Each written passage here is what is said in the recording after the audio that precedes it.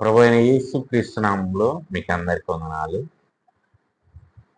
ఫిలిప్పీయులకు రాసిన పత్రిక 2వ అధ్యాయం 16వ వచనాన్ని మనం చదువుకుందాం. అటు జనం మధ్యను మీరు జీవవాక్యము చేత పట్టుకొని లోకమందు జ్యోతుల వలె కనబడుచున్నారు.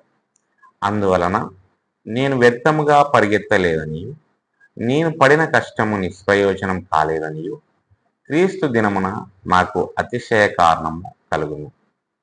ఈ వచనం నుండి మనము 3 పాఠాలు నేర్చుకున్నాం. మొదటగా జీవవాక్యాన్ని గట్టిగా పట్టుకుంది. విశ్వాసులు సువార్తను అంటిపెట్టుకోవాలి, ఎందుకంటే అది రక్షణ మరియు ఆధ్యాత్మిక శక్తికి మూలం. రెండవదిగా విశ్వాసపాత్రమైన జీవనం శాశ్వతమైన ప్రతిఫలానికి దారితీస్తుంది. సత్యాన్ని గట్టిగా పట్టుకోవడం క్రైస్తవులు దేవుని చిత్తానికి అనుగుణంగా జీవించారని తెలుసుకుని వారి శ్రమలో ఆనందించడానికి వీలు కల్పిస్తుంది. మూడవదిగా సువార్త పోరాటాల మధ్య ఆనందాన్ని తెస్తుంది.